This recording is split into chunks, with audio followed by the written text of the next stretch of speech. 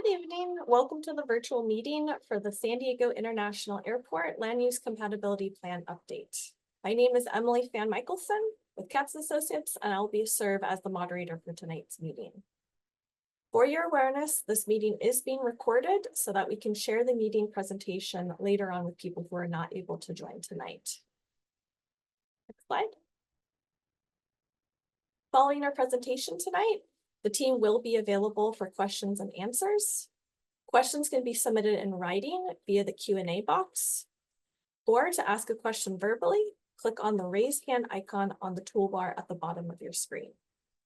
For those of you on the phone, please dial *9 to raise your hand. When called upon, you'll be prompted to unmute yourself, then please state your name and question. And finally, as we are in an online environment, we may experience glitches or temporary issues. Please bear with us, and we will work through any unforeseen technical issues as swiftly as possible. If you experience any technical difficulties this evening, tech support is available by phone and email, as you can see on your screen. For tech support via phone, you can call 858-926-7001, or and let me repeat that one more time. The phone number 858-926-7001, or you can email hbloom@katzassociates.com. That's spelled HBLOME at KATZANDASSOCIATES.com. As a reminder, tonight's meeting will conclude at 7 p.m. With that, I will turn things over to Ralph Redmond to begin tonight's presentation. Ralph? Thanks, Emily. Good evening. I'm Ralph Redmond. I'm manager in the Planning, Noise, and Environment Department at the San Diego County Regional Airport Authority, and I oversee our airport land use compatibility planning efforts. The following presentation has been prepared by Airport Land Use Commission staff, or was referred to as ALUCP, to provide you information on the ongoing update to the San Diego International Airport Land Use Compatibility Plan, what we commonly refer to as the ALUCP, which a draft was released for public review on June 12th. I'm also joined by several staff that will be available after the presentation to address any questions that you may have. Tonight's presentation will focus on the following. First, what is the role of the Airport Land Use Commission? I'll then provide some background on the ALUCP, or Airport Land Use Compatibility Plan specifically. What are the reasons for updating the plan now? What is the process for the update? And what are the main changes proposed in this update and why? And finally, what are the next steps in the overall process? Now, the Airport Authority serves as the Airport Land Use Commission for the county. And by state law, the ALUCP is required to prepare, adopt, and update ALUCPs for each public use or military airport within its jurisdiction. Now, ALUCPs must be based on the guidance published by the California Department of Transportation, Caltrans, Division of Aeronautics. We commonly refer to this as the Airport Land Use Planning Handbook or Handbook. Now, there are 16 total public use and military airports located within the counties you can see here on this graphic. Now, all have adopted ALUCPs. This includes San Diego International. And this current effort is just to update that existing plan. This is not a new plan. Again, this is an update to the existing plan. Now, the main purpose of an ALUCP is to protect people and property around the airport from potential noise and safety impacts, and to protect the airport from the encroachment of non-compatible land uses. And we need to make it clear that ALUCP has no impact to existing uses that remain as is. It again only applies to propose new development or land use changes. Now, the ALUCP also has no control over on-airport development or aircraft operations. Our focus is only on off-airport land use compatibility. Now, the Airport Authority, or ALUCP, has no direct land use permitting power for off-airport property. That lies with the local jurisdictions. Now, the ALUCP serves as an advisory guidance to agencies with that zoning and building permitting authority around the airport. And the agencies can address the ALUCP in different ways. First, they can integrate those policies of the ALUCP into their own zoning and building requirements, or they can overrule the ALUCP in whole or in part through a process created by state statute, or they can overrule the application of the ALUCP to specific land use projects as they're proposed, using that same statutory process. Now, in 2014, the ALUC adopted a new ALUCP based on updated Caltrans guidance, as I mentioned earlier. Now, post-2014, the city of San Diego implemented the ALUCP into its own zoning. In 2021, the Airport Authority received an approval from the Federal Aviation Administration, or FAA, of a new airport layout plan and aviation activity forecast, which I'll go into more details later in the presentation. Now, using that information, we began the process of updating the ALUCP in 2023, and we are looking to have the plan completed and adopted by the end of this year. Now, again, the reasons why we're updating the plan now is that we have a new airport layout plan, which involve modifications to the runway protection zones, or also referred to as RPZs, that are applied on each end of the runway, which I'll show later in the presentation. And the updated aviation activity forecast, as I mentioned, which the FAA approved, does change the size and the shape of the model noise contours that surround the airport, which I'll also cover later. Now, where we are in the process, to date, the ALUCP update process has included an evaluation of that new information and how it could potentially impact the policies and standards of the existing plan. We then began coordination with the implementing agencies. This includes the city of San Diego, as well as the Port District, and we've already had up to 10 separate meetings with them since the summer of 2023 to provide them updates and what the potential changes are. Now, as noted, the draft ALUCP has been released for public comment, and we're holding the public meeting tonight.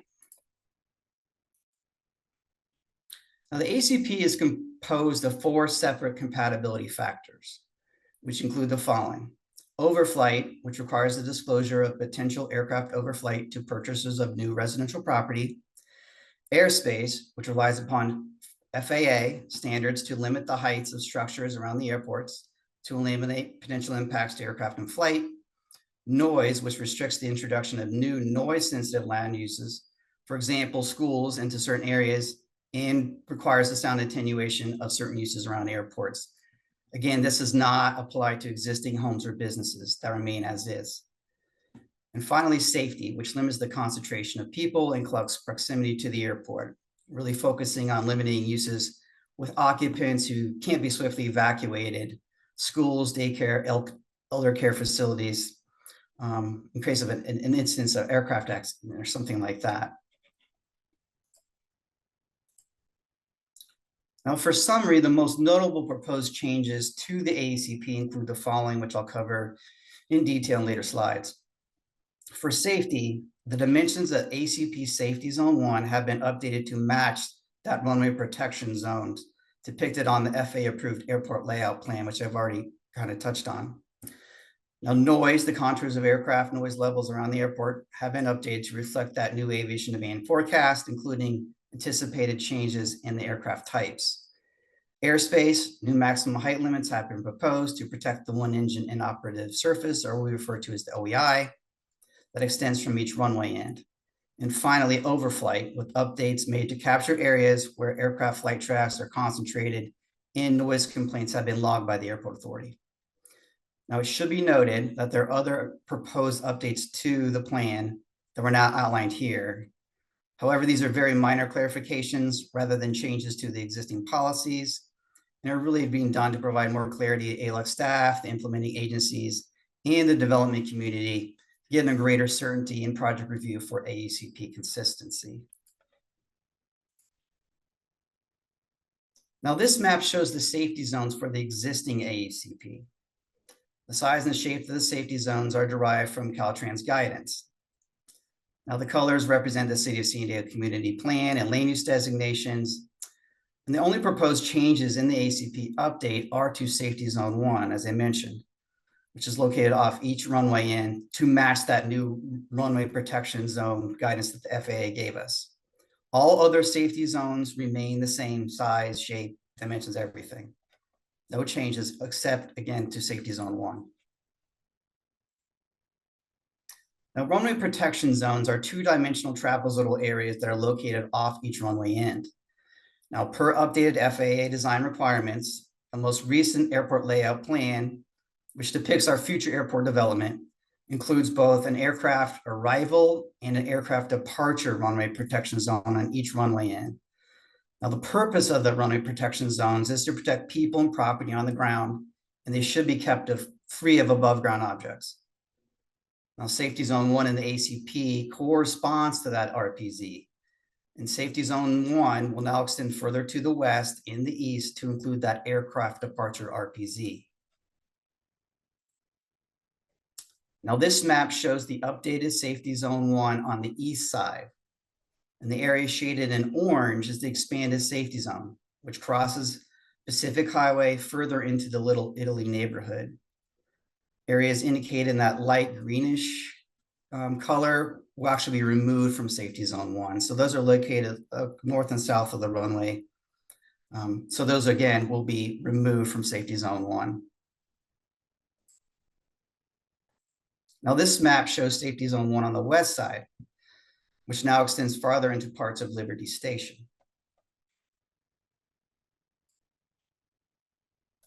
Now, from a policy perspective, what this means, the extended safety zone 1 will have the greatest impact on proposed new development, which will be heavily restricted. Now, no new development can occur in the zone unless it's for the reconstruction of an existing structure destroyed by an instance of calamity, like a fire or an earthquake destroyed the building. Otherwise, ACPs, again, have no effect on existing land uses that remain as is. So again, it's only new development. Changes in land uses of the existing structures in safety zone 1 can occur, but they cannot exceed the intensity limit of the former use. Intensity meaning the number of people per acre occupying that land use. For example, the building would not be able to convert from a retail store to a restaurant because a restaurant has a much higher intensity of occupancy than a retail store. Now, moving on to the second policy update noted on this slide. The draft plan also clarifies the policy associated with establishing new uses within only a portion of a building, which occurs quite often in the areas surrounding the airport. Now, with similar to standalone facilities, the applicable AECP intensity or occupancy limits would apply, and the new incoming use would not be exempt. Now, new noise contours were prepared using the latest FAA approved forecast numbers. As seen in the table, the number of annual operations increases compared to the 2014 ACP noise contours, which reflected the 2030 future forecast year versus the new forecast, which projects out to 2050. The new 2050 noise contours shown in red become wider to the west and elongate to the east when we compare that to the 2014 ACP noise contours, which are shown in blue. Now, the change in the size of the noise contours is generated from not only the forecasted increase in operations, but the time of day in which the flights occur and projected changes in aircraft types. Now, this map shows a close-up of the noise contours on both the west and east sides of the airport. Now, the few areas that fall within the updated noise contours are primarily existing residencies, which would just require sound attenuation for new additions or reconstruction per the existing AECP. So no policy changes. It's just a case of the contours have expanded in some areas. Now, it should also be noted that these noise contours reflect a 20-year planning horizon as directed by Caltrans. And those contours are different from those generated to support our Quieter Home program and other federal aviation administration statement requirements. Those noise contours are typically done in 5-year increments.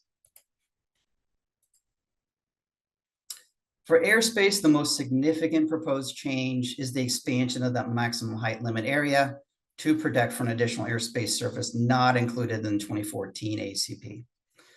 Now, the existing ACP does contain a height limit, That's depicted on this map and extends from both runway ends to protect for aircraft approaching the runway.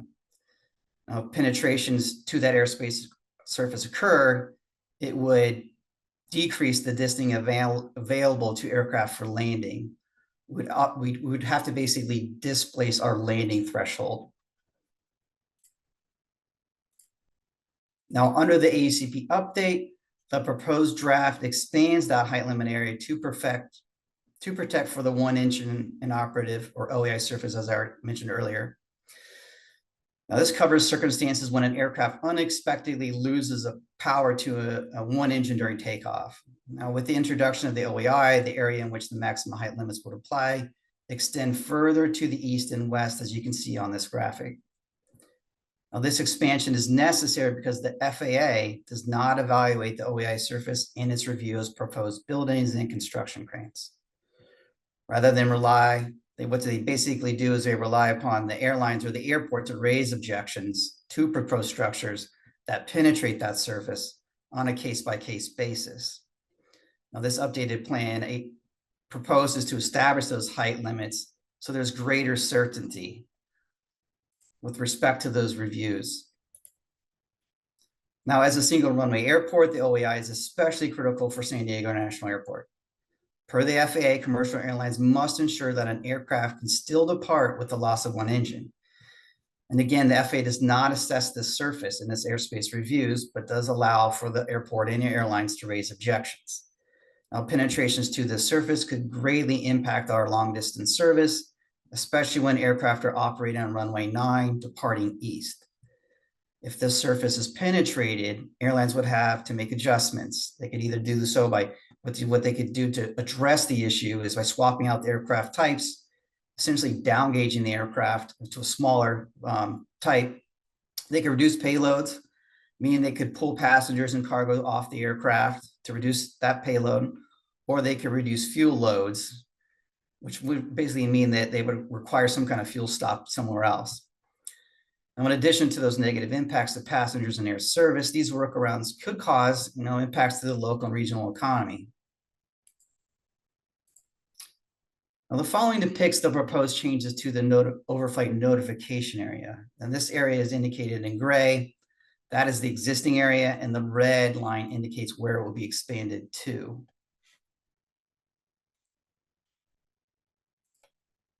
Now, the purpose of the overflight notification boundary is to capture areas where we see a high concentration of flight tracks, which you see on the graphic are indicated in yellow, green, blue, and gray, and noise complaints for San Diego International Airport specifically, which are depicted in those yellow dots. You can see a high concentration of those in Point Loma, as well as up into the La Jolla neighborhoods. Now, the ACP's policies associated with overflight just require that a means of notification be provided to purchasers of residential property. Now, it should be noted that under existing state real estate disclosure law, there is already notification requirement for any transaction in the vicinity of an airport. Now, our next steps in updating the AUCP are to continue to collect feedback on the draft AUCP through the end of July. And then we will then evaluate that feedback and make adjustments as necessary.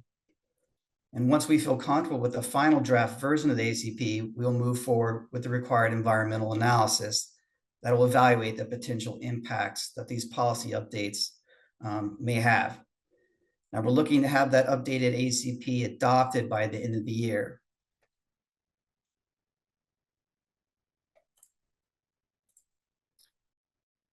As I mentioned, the draft ACP is now available for download and review. Comments can be accepted through Wednesday, July 31st, and be submitted in 2 ways. The first way via email to aucpcomments@san.org, or mail to San Diego County Regional Airport Authority, P.O. Box 82776, San Diego, California, 92138. But please put attention to the ALUCP so we receive it in a timely manner.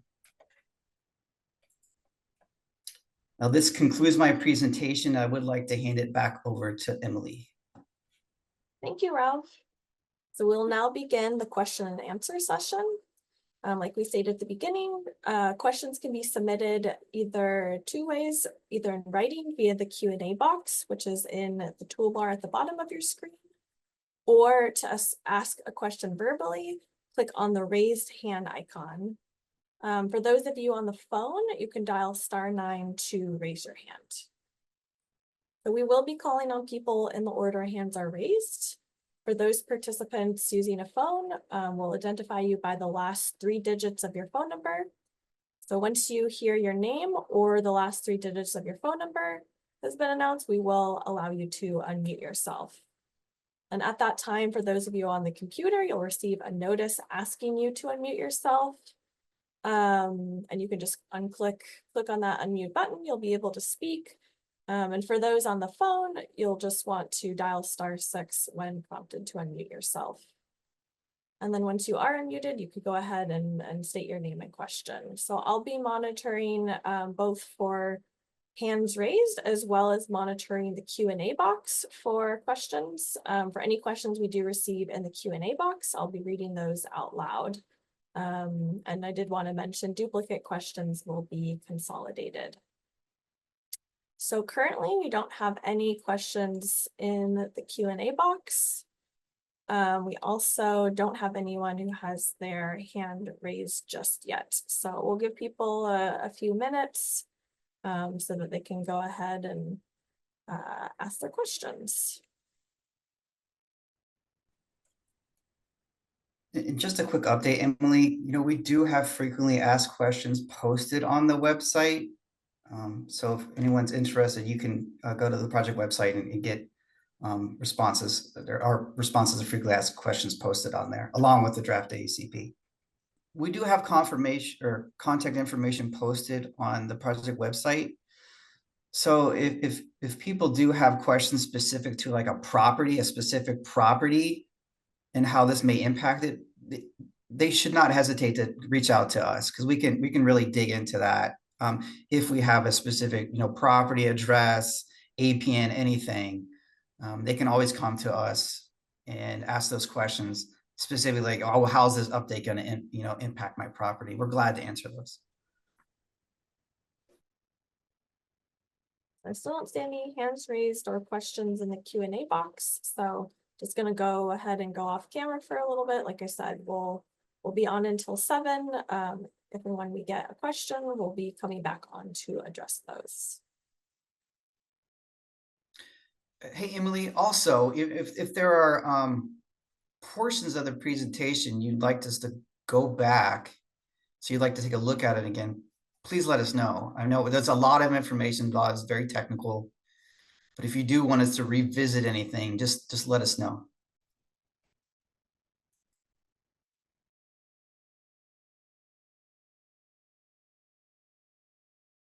And just as a reminder, we are recording this, so we will be posting the presentation on the website as well.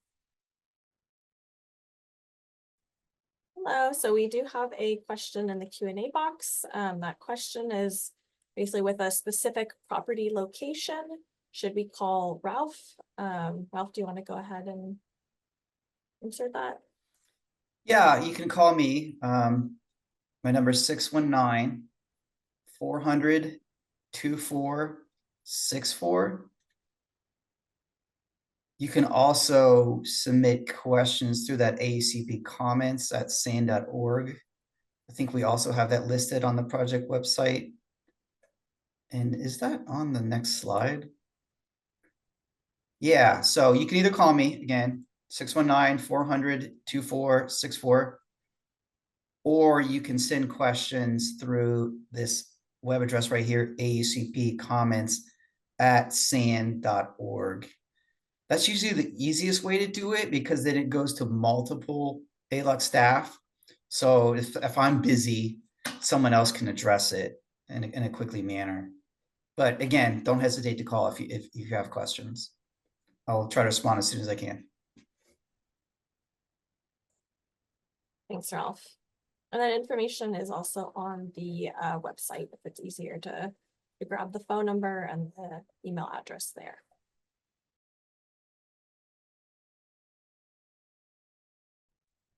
Thank you again for joining us tonight for the San Diego International Airport Land Use Compatibility Plan Update virtual meeting. As mentioned, this meeting has been recorded and will be shared on the ALUC website at san.org/SDIA_ALUCP. If you have any comments or questions, please email alucpcomments@san.org. Thank you again for your time and participation. Have a good evening.